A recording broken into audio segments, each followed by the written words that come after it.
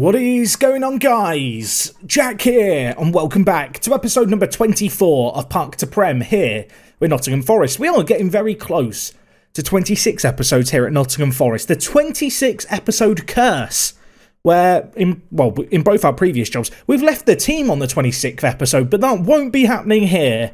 That I am confident of, unless, well, I go on to get sacked, which would mean something's gone very, very wrong. But before we get into today's episode, which is going to be a double header, we're going to be taking on Arsenal in the quarter-final of the League Cup, and then following it up with the league game against United. I thought it'd be quite nice just to have a quick little look at the Championship, where, of course, our two former teams reside. And, well, unfortunately for them, our two former teams look like they're going to struggle. Lincoln down in 21st, Boston in 23rd. Yeah. It's not looking great for either team. Lincoln, if you are wondering how are they doing, well, Peder Balk is their key player, the Great Dane, the player we signed as kind of our parting gift. I have given him a little scout just to see how good he is. Looks like an absolutely tremendous advanced playmaker, but as you can see here, lacking in a couple of other areas of his game. Our scouts like him, a £13 million release clause. I do wonder if there might be a team tempted to, well, give that a trigger. And, well, the other team, of course, Boston United. It's a long time since we were over there at the Community Stadium. Their next game, incidentally, is against Lincoln. Their key player, just for comparison, is Robert Evans, a player who generated at the Academy. Of course, that Academy being one that we helped establish once upon a time. Although at this point, that does feel like a lifetime ago. 10 long years since we started our journey here, and, well, it continues on today.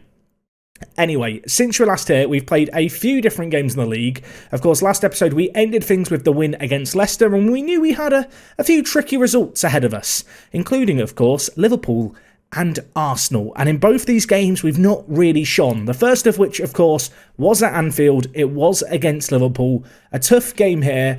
And, well, to be honest, I thought that we were going to win it because we took the lead through Wilson Samake, a nice goal by him. They then had a sending off, but despite being down to 10 men, they had the better of the play, and actually Andy Eastham got the game winner for them. The 21-year-old English striker. And I say game winner because it felt like a loss to me. Of course, it finished 1-1. We didn't lose the game at all. And of course, you might be wondering, who is Andy Eastham? Well, take a look at him. He's 21. This is how good he is. And whilst he doesn't score game winners against us, he scores game drawers. There is no mistake in the fact he is just one of those players who is going to single-handedly win Liverpool matches. 20 dribbling, 17 technique. Super well-rounded, it has to be said. Yeah, not a bad little striker for England to have up their back pocket.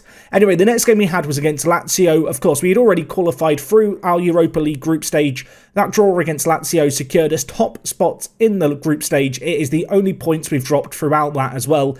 As you can see here, we ended up finishing first quite handsomely.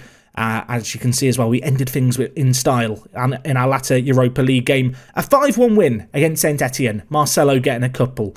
Anyway, I'm just doing this out of order because I feel like we should talk about the Europa League. But we've covered it now, so let's talk about the Premier League fixtures for the month of December. We've beaten Crystal Palace 2-0. We've beaten Brighton 3-0. Finn Amlo scored again, 3 games in a row. Did we win it? No, we didn't. We lost against Arsenal. Today's opposition finished 2-1 in this game. Lusala got them off to a flyer. His goal in the 4th minute set the tone for the game. And before half-time, it was 2-0 via Tammy Abraham. We fought back valiantly. And to be fair, Amlo scored a really nice goal in this game. But unfortunately, it was a little too late. 2-1 it finished. They probably deserved the game on balance, to be honest, Arsenal. It was a tough game for us, but the big takeaway, and you might have spotted it here, Steve Secker injured. How bad was it? How bad was it? I'll tell you now, everyone. It's an absolute disaster. He has broken his lower leg and is going to be out for the next 3 to 5 months. We may not see him again this season. That sucks. That really does suck. He's, of course, the PFA Young Player of the Year for last year. He's going to miss the best part of half a season. It's absolutely tragic for us, and it's obviously an area of the pitch we may need to look to address going forward.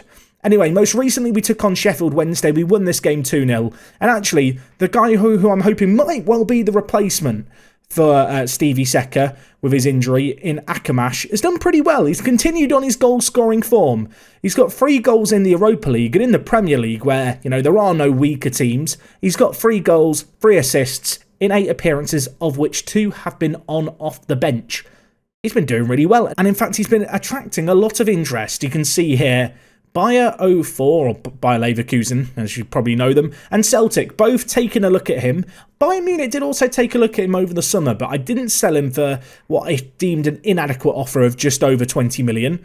So far he's put in some good performances, and with Steve Secker out now, it's a bit of a relief that he is in the team for today's game. Anyway, we have been wrestling with injuries just throughout this season so far. Last year we got very, very fortunate when it came to our injuries. This year, it's been a slightly different story.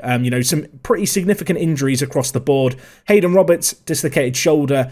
Erk, of course, was out with sprained knee ligaments. Adrian Smith's been out with sprained ankle ligaments. He missed the best part of 3 weeks with that. And of course, Stevie Secker just adding to that ever-growing list of fairly important first-team players for us who have missed a chunk of time this season. You can see Finn out with 24 days, Damani Grimes 24 days, Hayden Roberts 37, Erk 38, Smith 40, Secker 51 days with 7 injuries, and one of them is not like the others, as we've already discussed. So, yeah, whilst the total injury numbers have been lower, and, compared to last season, it's not quite been as disastrous yet. The significance of the injuries it's there to be seen, isn't it? It's been bad, but hopefully we're going to get through it now. We've had the worst of the injuries behind us. We're not going to rush anyone back. Players like Erk maybe could play today, but I don't think it's worth the risk. And we're going to go out there and get a result. This game to kick things off in this doubleheader is the Carabao Cup quarter-final. This is one I would quite like to win. Taking on Arsenal at home, I would love to get some revenge for the league game that we slipped up in. In terms of the team for today's game, it's a fairly standard lineup. A team that you'd come to kind of know, love and expect. If you were wondering where Navio is, of course he's suspended. Of course Luis Navio is suspended. He's just really naughty. He's not learnt to jump. He has learnt to continue to accumulate cards. It's a little bit annoying. Anyway, keep an eye on Ilyas Akamash out on the right-hand side. He's been very good. I feel like I've been bigging him up, and we've not had too much of an opportunity to actually see what he can do on a pitch in a live com. This is his opportunity today in game number 1. Of course, following on from this, we are going to have the second match against United, a Manchester United team who currently sit top of the league and who we're currently in hot pursuit of. Of course, yesterday's episode was titled Title Challengers, ? And I still feel like we are a title challenger at this moment in time. Whether or not I'll be saying that after the United game kind of remains to be seen, I suppose. Anyway, looking at Arsenal's team, they've got Tammy Abraham up front, Martinelli on one side, Leon Bailey on the other. It's not a bad team. 10 years into a save game, still plenty of real-world footballers that you'd recognise playing for them. We need to be at our best today also. They've got Ben Godfrey at centre-back. They're a good little team, Arsenal. It's not going to be easy. We've already slipped up against them, but maybe we can make something happen early here as the ball's played through Samake. I don't know if that was a shot or a pass from the long throw. Either way, it's ended up going out from a corner. Ricketts to take it now. Whipped in. And Piotr, he heads over. It's not been great, has it? I mean, get the header on target. I will say, whilst Akamash has been in great goal-scoring form, Peter hasn't been. That's probably a little bit harsh, isn't it, to sit here criticising my centre-back for not scoring enough. He set an unrealistically high standard. He's disappointed me since by not matching it. Anyway, Arsenal on the attack. Ball in our half. Half an hour gone. Going all the way back to Benny Godfrey, a player who's very capable with the ball at his feet. And while they knocked the ball around nicely, that was a really nice play. Lusala keeps it in too. Fair play to him. Crosses it goalwards. Edge of the box. Lusala, again, they're knocking the ball around nicely. Look, we're just going to lump it forward. This is what we do. Akamash, go left. Great ball through. Samake running onto it. Can he finish it? No, he cannot. Samake, you donkey. You got to score those, mate. You got to score those. That is a great opportunity. I have also, I don't know if I've talked about it in a video. I feel like I have, but maybe I haven't. People have been asking, Jack, why is Samake white in the match engine? It's a pretty legitimate question. Because when you look at his face in the face pack, he's quite clearly he's black, everyone. He's not white. The reason for that is that the data's just wrong in the Football Manager database. The Ren researcher, where Samake starts, has to set an ethnicity and a skin tone, and it's just not been set up right, so he's just white. There's no other reason than that. There's nothing that I'm doing, I can assure you. Maybe it'll get fixed in the upcoming update for the game. Which, speaking of which, and we'll wait until after this penalty's hopefully scored, Secker over it. Speaking of the devil, can he get his goal-scoring form back on track? He can with penalties like that, my word. What a great penalty that was. Just to go back to the previous point, I know some people have been asking about Football Manager updates. When is the update going to be coming? If you don't know, if you're new to Football Manager, usually, at this time of year, there is an update brought to the game that has all the January transfers implemented into it, as well as some, general quality of life improvements to the match engine, to little bugs here and there. There's no new features added, but just some nice housekeeping and general improvements usually. That update will probably be out in early March. This January transfer window is still open in some countries. I think Russia doesn't close their transfer window, for example, until the end of February. So with that in mind, the update usually comes out around early to mid-March. It has once or twice, I think, been in February, but that would be a little unrealistic to expect. If you told me before the game, by the way, Secker would have 2 in this game, I would have told you that's a little unrealistic to expect. But as things stand, we're going into a Carabao Cup semi-final, which would be pretty good. It's a cup semi-final, everyone. Maybe a little bit of domestic success wouldn't go amiss. A bit of fortune there, actually. The ball bounced off Smith's shins, fell to Secker, he tucks it away. And, I mean... How did we lose to them 2-1 in the league is what I'm sat thinking. Maybe I should just live commentate every game. I feel like I play better. Or the players play better when they know that I'm recording. Like the pressure of an audience, I suppose. They don't want to be embarrassed. Anyway, Sarr, big throw forward. Keeper punches it away. Smith, Secker on the volley. He's hit the post. That would have been for the hat-trick, and it would have been some goal to get it with. Bit of an ambitious volley, but I respect the technique. I respect the effort. Just didn't quite work out for him there. Anyway, an hour gone. It's one of those weird games where I'm not really sure I want to make any changes. But Sarr's on a booking. That makes me scared. I'm going to bring in Hayden Roberts, who is carrying a little bit of an injury. He had a dislocated shoulder. He's been out. I probably shouldn't be playing him here. 10 days to 3 weeks. You know what? YOLO. I've not paused the game either. The ball, it's not doing anything in the background. Let's bring in Irk. I was told that Irk could last half a game. We're going to put that to a test. We're going to put him on the left-hand side and Secker out on the right. I thought for a second we were going to score from the corner. But no, it's Piotr heading it over again. A moment of deja vu going back to the first half there. But a couple of players who have been out with injury coming on from us. Looking to build up a little bit of match fitness. For Irk, it's perfectly kind of logical change. For Robert, he probably isn't really fit, but I'm hoping he's just going to kind of get through this. I mean, 9 minutes left. He's not dislocated his shoulder again yet, which I suppose is a promising sign. And in fact, he's won the header there. Lusala now with it to Godfrey. If Arsenal get one now, then they're going to have a little bit of self-belief. I don't want any self-belief. We've got to, kind of stamp that out of them. We've not done that there. They've scored. They've got the belief. Jared Bowen has picked up the ball and run like Usain Bolt back to the halfway line. 8 minutes left. We've been in complete control of this game, and yet from nowhere. In fact, not somewhere, from nowhere. They've pulled a goal like that out of the hat. I do feel a little bit sorry for our keeper in all of this. He's had nothing to do all game. First shot against him has gone in. Anyway, 3 minutes left, time trickling away. Maybe one last highlight. Oh my word, Smith's free kick just wide of the post. There's a minute left to highlight started. I should probably have gone on time wasting sooner. It's probably too late now. Actually, I think did the change just go through? The change did go through, but the highlight's continuing. Oh no. There's a minute left. Well, 40 seconds now, and it's Arsenal on the offensive. Mendoza with it. Tries to cross it in. Rogina blocks, though. They're going to be throwing men forward. There might be room to break here, as Amlo has it on his lonesome. He's got an option off to his left. He can't pick out his man. Loses the ball, but fair play to Amlo. Hunts down the play, chases down the left back, and forces a turnover in possession that surely is going to secure us a spot here in the EFL Cup semi-final. And indeed it is. A good little performance, I think. I mean, we should be scoring more. That's the kind of criticism I suppose I should levy at our team. An XG of 3.1, and we've won the game 2-1. On another day, if we lose that, I'm not a very happy bunny. But no, we've got the result. I would have liked a few more, but hopefully we can find our shooting boots for the games where we perhaps aren't as defensively sound and games where we don't have quite as many opportunities going forward. Some Ake though, man of the match again. I feel like he got man of the match in a game yesterday. He's been in some pretty good form, has the Frenchman. Anyway, looking further ahead, we've got West Brom up next, and I mean this not in a disrespectful way to West Brom fans.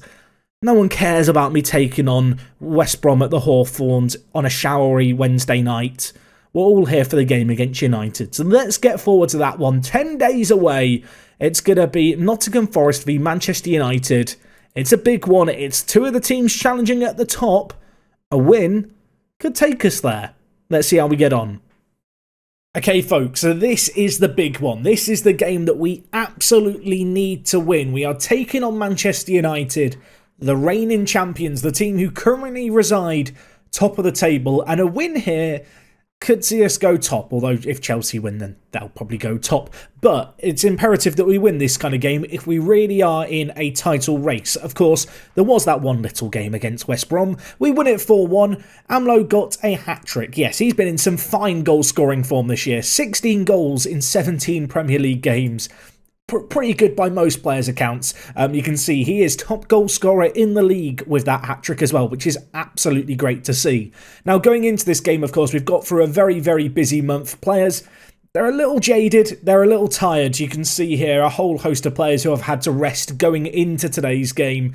The good news is that the fixtures, well, I was going to say they're going to ease up. They're not going to ease up. There is no good news. There is no silver lining, folks. There is just game after game after game. And you can see in the EFL Cup semi-final, which I imagine will be tomorrow's episode, maybe bundled up with the Chelsea game for another double header. It's going to be pretty big. We've got them across the two legs. So I need to work out what we're going to do regarding episodes, to be honest, because we've already done quite a few episodes this season. We're still in the knockout stages of the Europa League. Maybe I don't do the game against Chelsea, but it feels significant for the title race. If you've got any thoughts or opinions, let me know. Maybe we'll do... I don't know. It's tricky. I'll figure it out later. But it's the fixtures this year are piling up, and because we're competing in so many competitions, there's kind of a way that I've got to try and cram it all in without dragging out the seasons too long. I feel like for most people, and I'm sure you're sat at home maybe with your own thoughts on it, I think for me, I like to have a season wrapped up in at most 12 episodes. A shorter season where we don't have a cup run when we're not in Europe. I feel like 7 to 8 episodes is a quite nice number. That's what last season was. But of course, as we enter Europe, as there are more and more significant games, I want to do more double headers like the ones we've been doing in the last few episodes. As well, because it helps with the total number of episodes that are coming up. But this is a big season for us. You know what? If we win the EFL Cup, if we win the Europa League, if we win the Premier League, then it will have all been worth it, and I'll be glad that we did all the little extra details. Anyway, you can see here, Piotr is actually listed as our key player, which I absolutely adore. 4 goals in the Premier League. They all came very early on. He's so good, isn't he? He's so good, our vice-captain. He's just absolutely top drawer, the centre-back. I love him so much, just my kind of player. You'll notice that we've got Akamash starting today, which is good news, out on the right-hand side on his left foot. And also, Erk. Yes, that's right, he's had a fitness test. He can allegedly play 45 minutes. I might try and squeeze a few more minutes out of him. Ignore doctor's orders and all that. And yeah, let's see how we get on here. We're pretty much at full strength, which I guess is the one silver lining. The only notable absence, actually, is at centre-back, where if we just have a peek at things, Damani Grimes, I'm dropping. Navio's going to come in. Maybe a controversial decision, but Navio's continuing to improve. He's continuing to kind of perform. Of course, he wasn't available for that previous game against Arsenal, but I feel like this is a game that we throw him in for, and he's going to prove his worth. I hope. I mean, if he gets sent off again, then we're going to have to reevaluate the situation. But he's improving a hell of a lot. The gap between him and Grimes is growing slowly over time. And perhaps it's a testament to what he's done in the team in terms of on the training ground and in the odd matches where he isn't getting sent off, that I am willing to trust him in this game here against Manchester United. But anyway, let's get into this. And well, there's a set piece after less than a minute. This concerns me. Ball whipped in. Nianzou heads over. That was the highlight. That's scary. I don't want to see a corner within the first minute. No, thank you. Just looking at their team, they've got Barella, Bentancur, Bruno Fernandes. You might have also seen they've got Rashford out on the wing. It's a good team, this Manchester United team, but it is a little older. Aren't they going to be able to keep up with our young legs? I mean, with efforts like that, it doesn't matter if they can keep up or not, because Akamash has just hit it wide of the post. That was absolutely awful. Anyway, 15 minutes gone. We've got a set piece. Ricketts whips it in. Piotr gets his head on it. Still looking for another goal. Still looking for another goal. I feel like every single episode, every single match that I watch, there's a highlight of him getting on a header like that one. Not seen one fly in the net for a little while. Anyway, big ball forward to the top goal scorer in the division, Finn Amlo. Obviously plays a big role in our system. A lot required of him, really. Lots of running around as that lone forward, pressing hard. Obviously, his physicality, his presence in the air is always great as a lone forward. Speaking of physical forwards, they've got Erling Haaland up front, everyone. That's scary. They've got Skriniar at centre. That's a sick team, isn't it? Also, people have asked about him, so I'll show him. This is the goalkeeper for Manchester United. He's considered one of their key players. He's pretty blooming good. Also, 69 caps. Don't make a joke about it. You're not funny. You're not funny. You're allowed to write nice, but that's the extent of it. Anyway, half an hour gone. It's still 0-0. At home here, I feel like this is an opportunity for us to close the gap on United. We can't be relying on other clubs to do our bidding. We need to do it ourselves. And well, Erk, try and have an impact on this game, brings it forward. Ilya Akamash gets a header on it, but cleared away. Only as far as Malang Sarr. We bring it forward again. Adrian Smith. Options in the middle. Dinks it goalwards, and I'll tell you what, it's Akamash in. Steve Secker. Our friendship is ended, I'm afraid. My friendship has been ended with Secker. Ilyas Akamash, he is my new best friend now. I think he might be earning himself a face, everyone. We might have to give him the Samake treatment. But yes, Smith runs down the left-hand side, whips it in. Akamash leaps like a salmon, stings like a bee. I've used that pun before, but who cares? Who cares? Right, they've got a set piece. Can we deal with it? We can initially, but it's back out to Bruno Fernandes, who picks out Rashford. Big tackle by Amlo. Can we break? Tell you what, it's a 3-on-2. Amlo, go left. Go left to Erk. He's quick. Can he finish this? Tight angle, difficult angle. Against a world-class keeper, you're going to need a world-class strike. That was Sunday League in quality. A poor effort by Erk on his left foot. But it does look like at the break we're going to go in a goal up. And statistically, we've been in control of this game. They've had highlights from corners. We've seen a few of those. But they are yet to have a shot on target. Which, against a team that traditionally defend extremely well in Manchester United, if we could just get a smash and grab 1-0, I'd quite happily take it, everyone. I'm not going to lie to you. Anyway, an hour gone. Let's make some changes. Sarah and Regina on booking scares me, but I don't really have a plan B there. I'm going to take off Erk, who obviously I was told not to play too much, and we'll bring in Samake out on the left-hand side. Of course, got a couple of goals against Arsenal. If you could get a couple of goals here, that would be quite nice, wouldn't it? Anyway, United haven't had a shot in this half. Time is trickling away rather quickly. Going to take off Amlo for Marcelo, which, I don't know, perhaps that's a slightly controversial change, but Marcelo's a quite good physical forward, and Amlo's not of the best day at the office. Sometimes you need to rotate things around and change things up. I think we'll just hold on to our last sub now, as we've, well, just over 5 minutes left. We're still just 1-0 up. It's not been a classic. United have not had a shot on target, though. It could be another defensive masterclass, dare I say. Dare I say, he says. There's 30 seconds left. Referee, blow the whistle. Blow the whistle. I love this time wasting by Navio. Sun Sao. Sarr. They are pressing high, aren't they, here? Sarr really didn't have many options there with the ball at his feet. Huffnagel springs in. Or Toby. Toby, get it away. That'll do me. Out to Akamash. Inside to a Sun Sao. Nice play here. We're knocking the ball around well. That ball there by Marcelo was awful. Referee, end the game. End it. I want this game done. We've been the better team, just about. Not a whole lot of quality in front of goal, but we've defended well. They've not had a shot on target. I mean, not a bad way to dethrone a Manchester United team who were top of the league going into this and are reigning champions.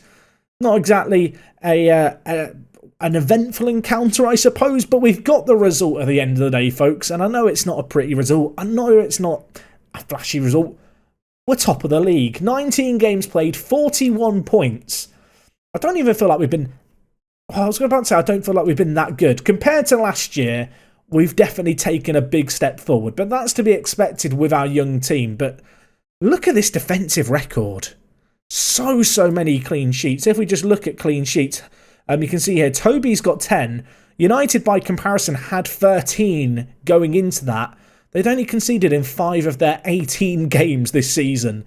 That gives you an idea of the United team that we were coming up against there. They do not concede many goals. 9 conceded all season, and 5 of them came in 2 matches.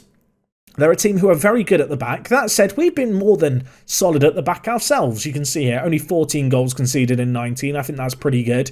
As things stand, it's probably Chelsea who are going to be going into pole position, unfortunately for us, once they play their game. I don't know if it's a Sunday kickoff or what it is, but you know what? We're not going to go forward and find out, because I just want to savour being top of the league, everyone. They won. Okay, I can't even enjoy that. Well done, Chelsea. I hope you're happy now. Rodrigo, Largo, Pedri and Demiral with the goals for them. Well, it was nice for the half an hour that we were top of the league, I suppose. But we're in a great little position. We're performing well. The youngsters are developing. Toby in goal has been absolutely top draw.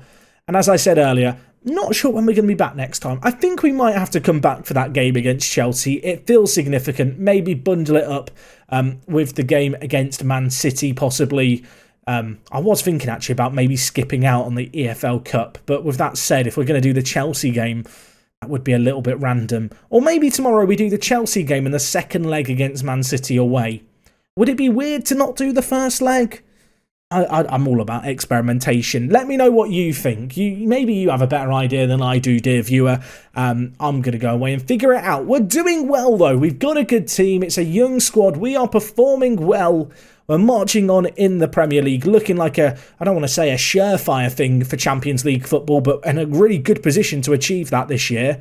Europa League's going great. FA Cup, well, we're in the 3rd round. It's the round we qualified for. Carabao Cup semi-final as well to look forward to. There's all sorts of stuff going on.